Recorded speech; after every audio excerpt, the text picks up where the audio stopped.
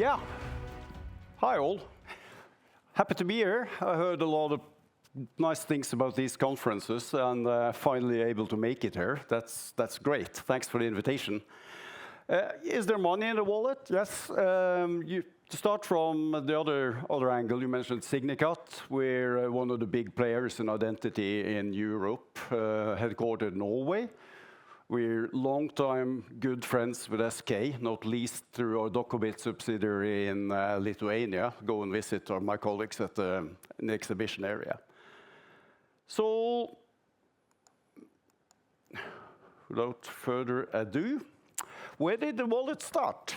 Well, it started from Ursula von der Leyen back in 2020, State of the Union speech. The Commission will propose a secure European e-identity, one you can trust, use for anything from paying taxes to renting a bicycle. So this is the start of it, the announcement that this is going to happen, and then this evolved into what is going to be the European Digital Identity Wallet. How many of you know quite a bit about the European Identity Wallet? Let's see. Almost everyone, sort of like expected.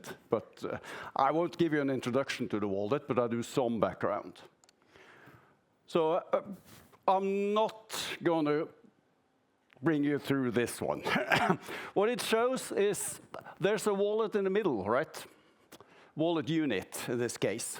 There's a wallet in the middle, but that's only a part of the game. You have a whole ecosystem, a big ecosystem around it with lots of different roles and providers and whatnot in there. And it's like this shows one wallet, but the wallets are national. So there's at least 30. 30 is because you add also Norway, Liechtenstein, and Iceland to the game.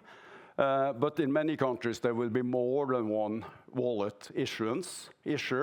So you'll get maybe 50 to 60 different wallet issuers. They're all going to behave the same, but there's still a lot of actors out there that adds complexity to this ecosystem. So the wallet essentially does two things.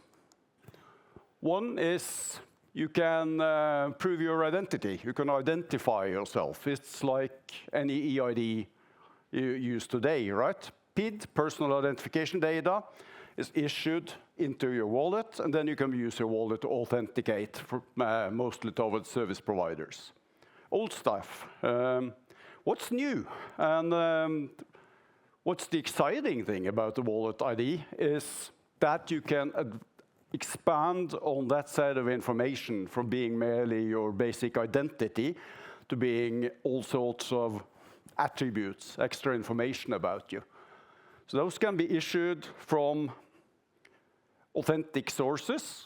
That would be the official sources appointed by a government to say that, yeah, this is the source of my driving licenses. This is the source of address information, other information you can get. You can also have other sources, non-authoritative, that's another story. And then you have the attribute attestation providers signing on these attributes and putting them into the wallet. And then the wallet, you can release attributes and show more information than just your identity, but also, for example, you have a university degree from a specific university. This is your medical record, whatever you can think about. So that's the new thing, and that's where the exciting stuff lies over time. So you could say this way of thinking is maybe a third generation way of electronic identification means. Well, the first one, the first generation, that's our old-time username password, one for each service, right? The middle, you see what we are used to today, at least in many countries, like where I come from, in the Nordics, in Estonia. You have an issuer of electronic identification means. You got a service provider can refer to this, and the user can use this smart ID, for example, to log in to multiple services. If you need more information, you can get it from trusted registers and lookups. But on the right, you see the same, but it's centered around the user's wallet. So the issuer provides the identity into the wallet, register information, other information goes into the wallet, and the service provider interacts with the wallet to get that information. Yeah, there are some reasons why you could do things like that. For example, cross-border, it would be easier. You can't expect an Italian service provider to connect to the Estonian register infrastructure, for example. But also the user control and traceability and whatnot. And this is also a picture where, but it's got to be another talk, right? But this is also where it would be tempting to play into Christian Port's presentation, how you can use similar mechanisms and rules to delegate identity and delegate authorizations to an AI agent acting on your behalf. But yeah, it's another talk. Not really the topic of this talk, but related is, of course, I mean, the talk is there money in the wallet? That is primarily for the service providers, and can we make the infrastructure work?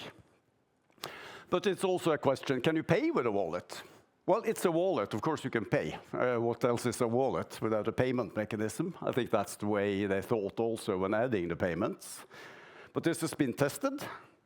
The slides there are from an Icelandic payment case tried in the NOBID large-scale pilot project, but it was quite successfully tested. You can pay in-store, you can pay online, you can pay in compliance with the Payment Services Directive. Wallet has a strong customer authentication, by card, account to account. And currently, the demos have been QR code based. Likely we'll add NFC and the tapping later on. As you say, Kalev, there are ideas to use this as the wallet for digital euros and the like. Just ideas so far, but if the identity wallet is a success, it's a natural development, right, to do it like that. Payment and attestations together is also one thing. You buy your age-restricted stuff, and you can prove in the same transaction that you're of legal age. So, discussed with Kalev also, and we agree. I'm a proponent of the wallet as a good idea, but I'm not a wallet evangelist because there are lots of stuff that needs to be sorted out. And one of them is actually how do actors in this ecosystem get a revenue out of it? And this is a crucial item for the wallet ecosystem to work, right? And it's sort of the elephant in the room. This is what a blog post I wrote. It said that unless providers get paid, it won't happen, because an ecosystem can only work if each and all these boxes you saw on that diagram a few slides back, right? If it's going to happen, all of these pieces, these boxes must exist, and they can only exist if they have a business model. That could be government funding, and for many of those boxes, it is government funding. But some of the other roles, we'll get to that, are actually defined as trust service provider roles, and trust service providers are commercial actors, and others can also be by commercial actors. So either an infrastructure role needs a commercial sustainable income or government funding. And it's also a principle question, right? Do we want this ecosystem to be completely funded by a government? Government pays for all. It's a possibility. Some are advocating that that would be perfectly okay. I'm not so sure, but yeah. You're free to disagree with everything I say, by the way, but also on such models. So, looking at the eIDAS regulation, this is the definition of trust service. It's a service that is normally provided for remuneration. It's a paid service. And actually, that part of eIDAS, the section covering trust service, is founded on the Treaty of the Internal Market. So it is really, this is meant to be commercial in a competitive environment across Europe. Among the services, there is a long list of services that go under trust services. The most important one in this case is the issuance of electronic attestation of attributes. And then there's also a lot on signing and certificates and other stuff in there. So in this case, if you keep it as, say that trust service is a commercial service, unless trust service providers get paid, there will be no trust services for the wallet. And no qualified electronic attestation of attributes, for example. There will be no one issuing attributes into the wallet unless they get paid. Or maybe there will be government actors doing it, and only government actors. But that will limit the usability of the wallet, right? It goes the same, it's the same for the wallet issuing itself. There are three ways. The member state is responsible that the wallet exists. So Estonian government is responsible for Estonia to issue an Estonian wallet. You must do it. You must do it by the end of 2026 is the date that still applies. Same for every country. They can do it three ways. You can do it themselves. They can hire someone to do it on their behalf. Or they can say that we approve market actors. So if someone, we just heard that SK won't do it, but in some other countries, some providers say that, yeah, we have a plan. We're working actually on making our own EU wallet. And then we hope that our government will approve it.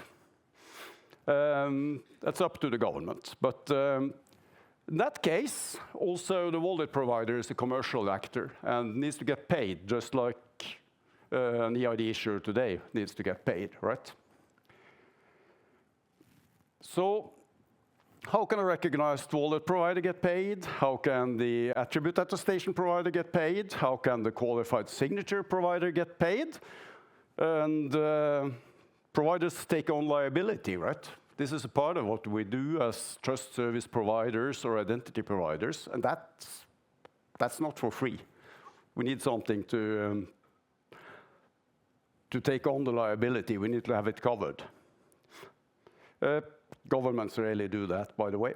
There is a notion in there that has caused some discussion, and that is, yeah, you're entitled as a person, qualified signature for free with a wallet. Yeah, for free means someone else pays, of course. But in this case, I mean, it's about this. There's nothing new in that, essentially. If you're signed by your smart ID, it's not you that pays, it's the provider, the bank, or whatever you sign towards. And that's the same. But someone's got to pay it. And again, either it's the government paying for this one, or there is a payment model that ensures that someone can pay for the signature. So if we look at the attribute attestations and what the setup is like, you have the authentic sources, you have the other sources, authentic, as I said, approved by government or pointed to by government as official sources of certain information. And then you got a trust service provider, qualified or non-qualified, attribute attestation provider. You sign, seal, corporate signature, these attestations, and the user can place them in the wallet. And then you release the attributes, selective disclosure, not necessarily the whole attestation, parts of it, combining attestation, whatever information this relying party, usually a service provider, will need. And there's an unlinkability property stated there that when I issue an attribute attestation, it goes into the wallet, I shall have no clue where this user releases this attribute, who receives them. So I don't know who the relying parties are. I'm not allowed to know who they are. So in this, there are, but you can see from the figure, there are different actors that can pay. The source can pay, yes. Some registers, let's say a university wants to issue university diplomas into the wallet. they pay an attribute attestation provider to do it on their behalf. Okay. The user can pay. Maybe there's a fee to get my driving license in the wallet. Maybe there's a fee to get that university diploma into the wallet, right? Or the relying party, the service provider, can pay.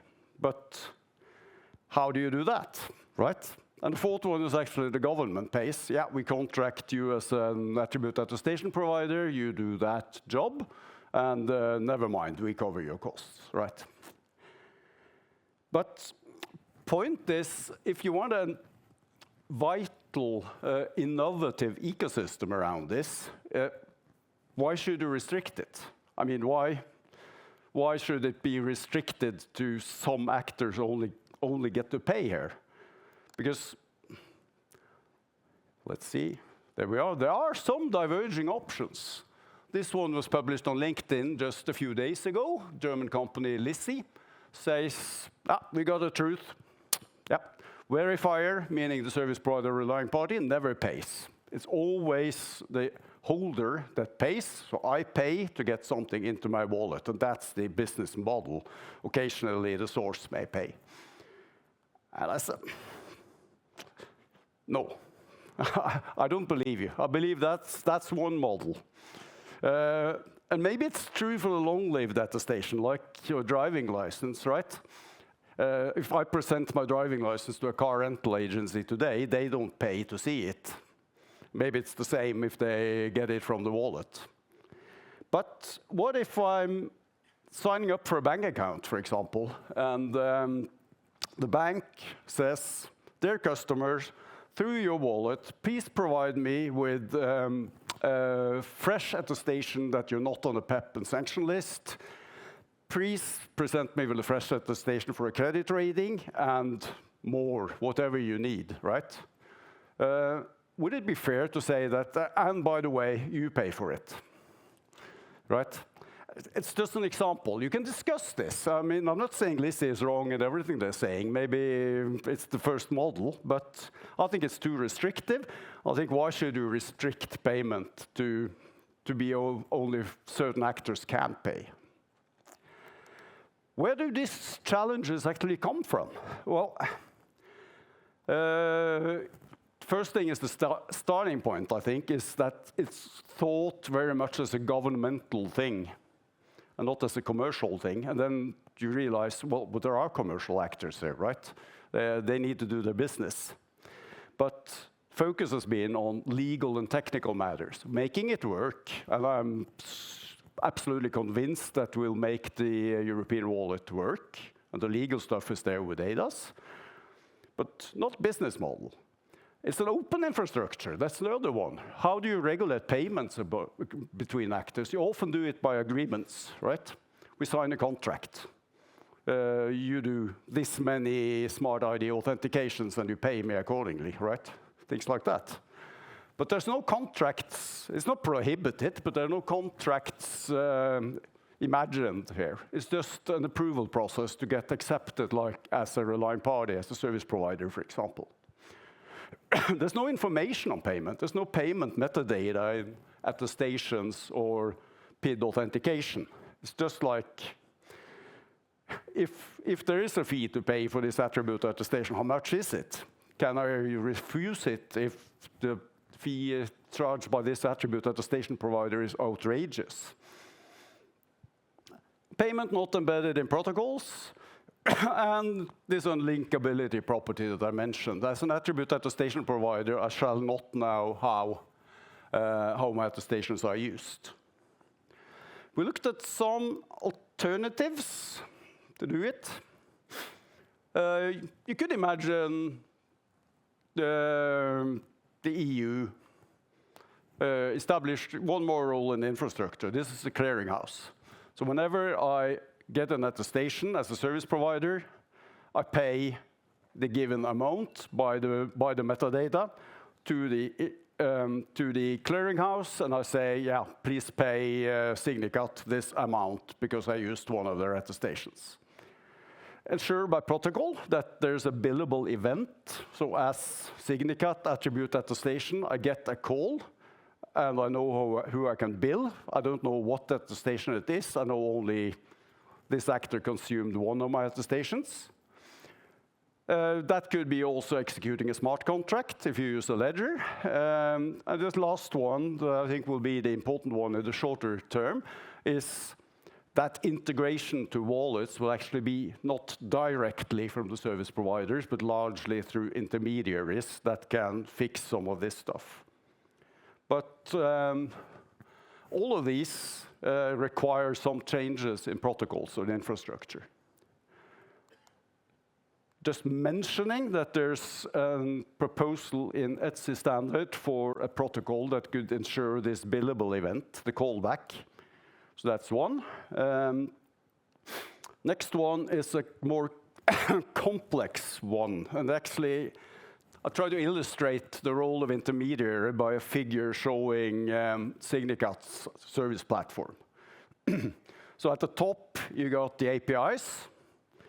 Customers can call us, and you can get identity proofing, you can get authentication, you can get signing. There are layers, and at the bottom, you have all the integrations we have. So we have an identity hub consisting of 35-ish different EIDs from different countries. You can use them to authenticate and sign. We got an integration to lots of information sources, and we got different ways of doing identity verification remotely by documents and all sorts of stuff. And what's our first approach to integrating the wallet? It goes there. So it's another EID. And our customers can use exactly the same API. If you want authentication, you can call that, and you can say, yeah, let's this user authenticate by Smart ID or by the Estonian wallet or the Latvian wallet or whatnot. I think that's going to be the first integration to make customers compliant and up to that. The EWC large-scale pilot did a quite thorough study on the sad state of the commercial business around service providers and wallets. What we think is going to be the case short term is that the drivers are a gun against your head, more or less. Like this is something you're legally obliged to do. So EIDAS not only says that all member states must issue wallets by the end of 2026, but they also say that soon after, all financial service providers, lots of other service providers listed in EIDAS say that you must accept the wallet. And by the way, wallet doesn't mean just your local national one. It means in principle each wallet, all of those 30 to 50, 60 wallets that will be there around Europe. So you will be punished if you don't do it. So there will be deployments, there will be minimal viable compliance, there will be mostly government-issued stuff, some business operations, some attestations, but in this case also I believe the case that the intermediary role is going to be important in this case. So where are we heading? If this is going to be a success, we need to end up somewhere like this. So drivers will be what's new, right? The attestations, usage-based charging, competition, innovation, actors finding new ways of using wallets to do different applications, different attestations, notably used in various ways. And if actors are going to use this in an innovative ways, those actors must be able to earn money from doing so.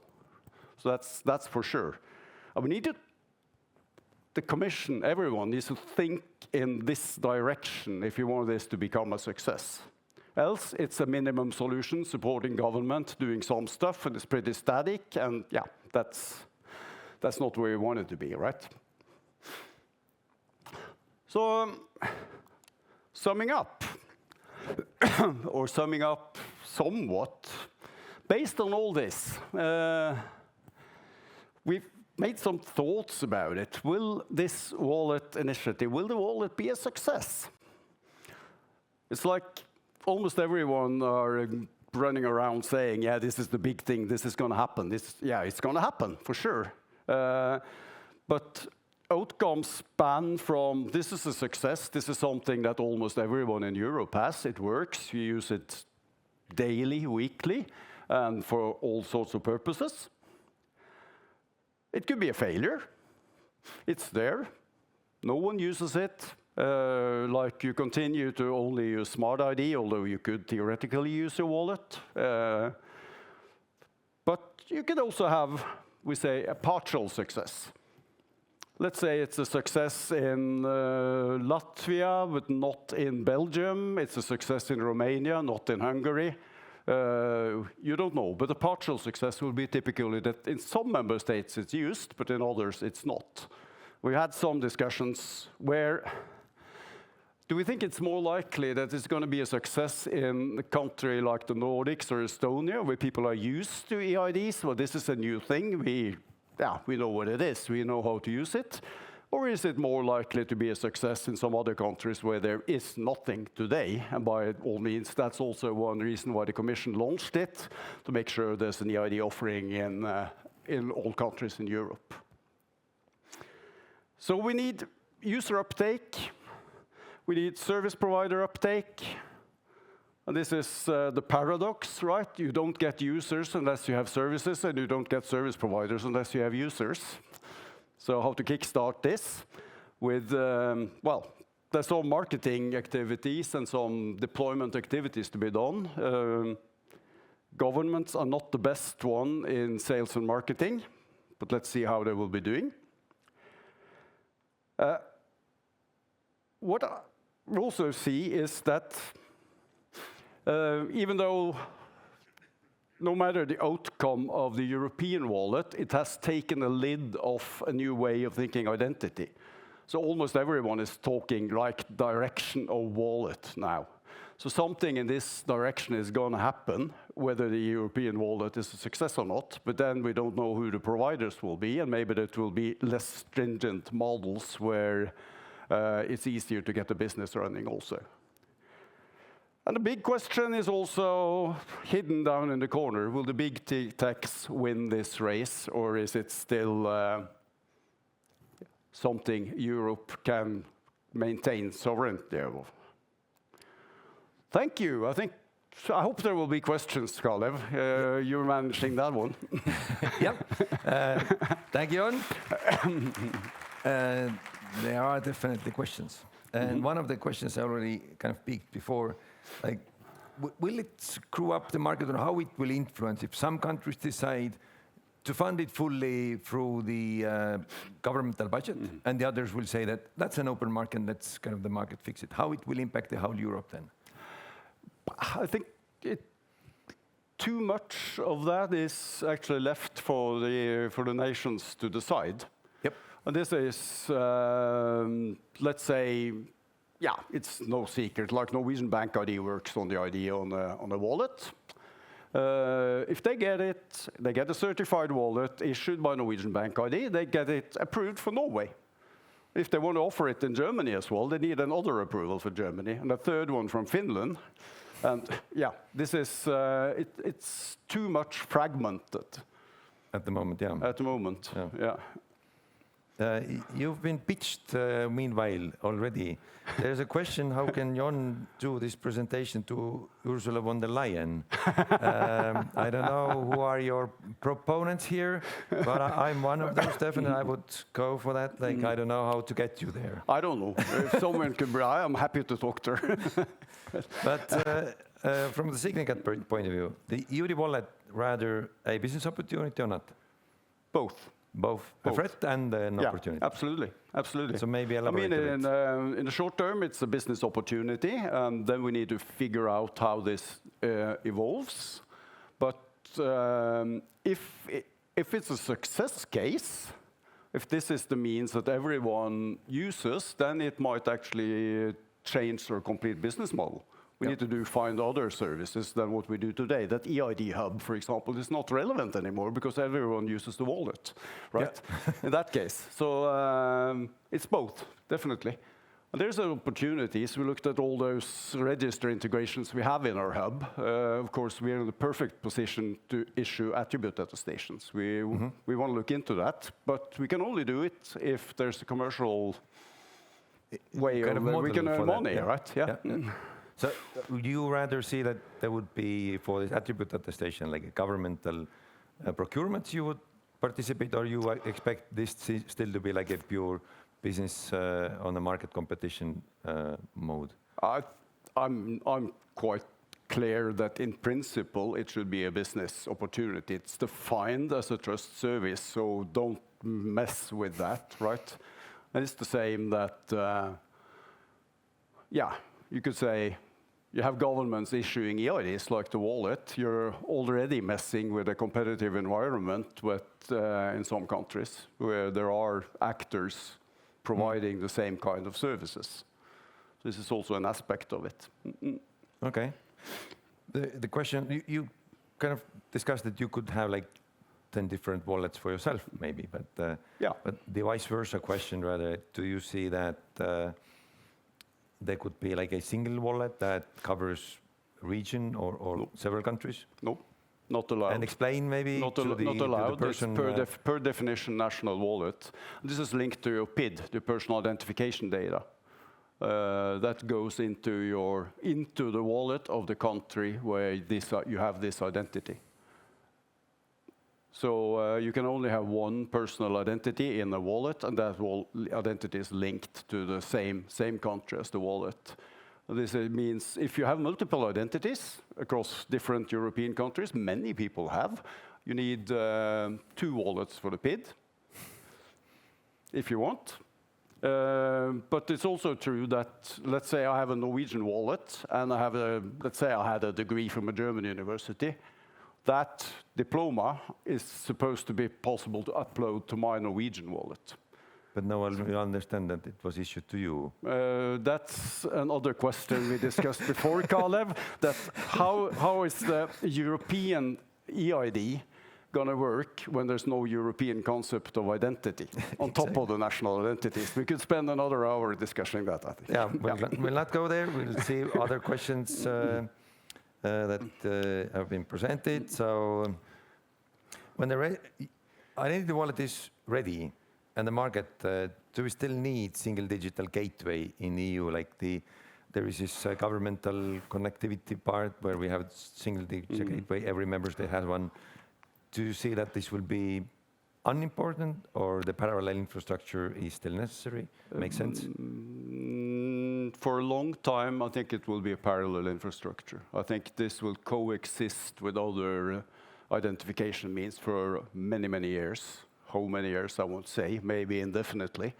But I think so, yes. And there's also a principle that the wallet shall be voluntary. It's not something that a citizen must get. Yep. You shall be able to do by other means. So there are some reasons why you would keep the opportunity to use other means. Yeah, there's a provocative question. I kind of skip it. It's so high on the voting. You have to be in a hard spot now.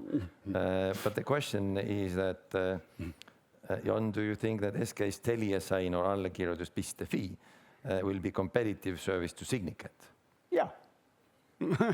Obvious answer. Looks sure. Like it. Looks like you're moving that direction, which many others are. But we have, I mean, Signicat, we have a good tradition of cooperating and competing on some issues this is in competition. parallel. I remember from my Microsoft times yes, that exactly. This is a term. Exactly. Exactly. So that's noted. We are still friends. Yeah, I hope so. So, which part of EUDI Wallet is planned to be Signicat business? Attribute attestations, signing, PID provisioning is also something we could do. The question also proofing refers to, would you like to be this clearinghouse of billing, for example? I don't think so, because we don't do payments. Okay. No. I don't think the clearinghouse will happen either. It's just a proposal. I mean, their commission, if you want to solve it, this is one way of doing it. But yeah. because I'm on a stage and I can ask. I recall my question that I had when I was sitting, and you didn't ask it maybe, but I will. So I had a question when you said about these intermediaries, like you have those places where a lot of things could kind of happen. Won't these be similarly like threat to the privacy and the places for surveillance by governments and so on? Yes. Kind of, how do you? This is also why they're originally not in the architectural reference framework, the diagram. Yep. There's no box. The diagram, there's no box for intermediaries. But it's being realized also by the Commission and other places that they are needed, at least in the short to medium term, to get this running, to get service providers hooked on. And rules are being laid down now as to how intermediaries can represent relying parties towards a wallet, for example. So there will be rules on how to operate. Yeah. But it's true, it's an aggregator. We will see too much. Yeah, right? That we're not supposed to see. Must be seeing something at least, Yeah. And if there's one type of attribute issued to one person and this service provider is billed, it's rather obvious which attribute was used. Yeah, exactly. Okay. But I mean, how much actors can see? This is also a problem that is we're starting to realize is this non-linkability, that you're not supposed to link any information across where a wallet is used, is hampering also fraud detection, right? Yep. Because today you can check, you use your EID in a certain pattern, this raises a red flag, there's something fishy going on here. And you won't have that opportunity with a wallet because you're not supposed to trace it, no one's supposed to trace it. There's actually an excellent business model proposal that we can probably see in your next presentation already. But the proposal is to have like governments to pay to the end users to use the wallet, and then the end users would kind of share that to relying parties where they can actually use it. Yep. Could be done, yes. Could be done. I haven't heard that one before, but... No, it's quite innovative, but we have an innovative crowd here, so it seems to be like a new business model for the wallet. But the business model restrictions over the Europe, do you see like should be like harmonization across the Europe, or you see that still there is a way how that can be left to the member states and will be left to the member states now?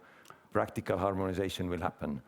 Well, to the extent that you need to change or implement something in protocols, metadata for payment and things like that need to be added, that will be universal, right? That will be across all. And but I mean, partly because of the cross-border thing, like how is it possible like to have like member state-based business model when you, like Estonia has a business model figured out, and you use the thing in Italy, and they have no clue what the business model is. No, no, they don't. They don't. Can it happen still? It's difficult, right? Legally. Yeah, it's difficult. Legally, it can happen. Yeah, seems so. Maybe you won't get paid if the Estonian wallet is used in Italy. The wallet provider can't get paid for that one, but maybe the attribute attestation provider can get paid. I don't know. But you will see some member state that will do it all, I think, and pay for it all. And some member state will be more open to private actors, commercial actors.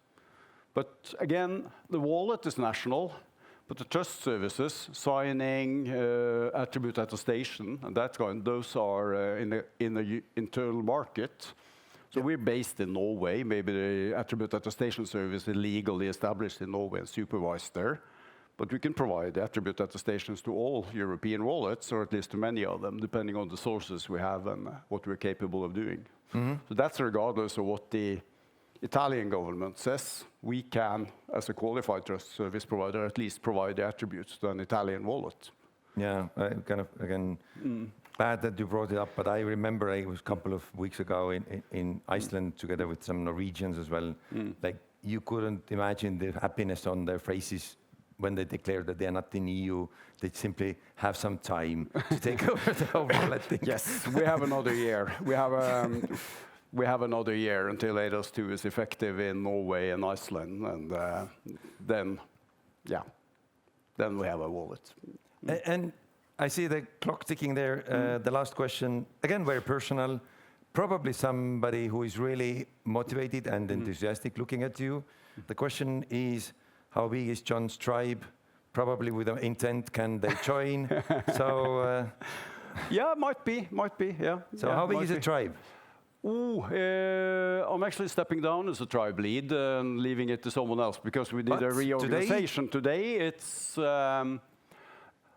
it has a team in Trondheim, Norway. It has a team in Vilnius, Lithuania, and also some people in Spain. And altogether, I would say 40-ish people. 40-ish tribe. Yeah. That seems like a tribe. Yeah. And they have like always room for good candidates, probably. Yep. Yeah. So, but thank you very much, Jon. And Thank Jon, for you as well, learn to draw. Absolutely. And I need some education in drawing. has but, done, meanwhile, oh yeah, the drawing of your speech. And you look nice there. Hey. Like taller and younger than ever. Yeah, I think which so. is nice. Yeah.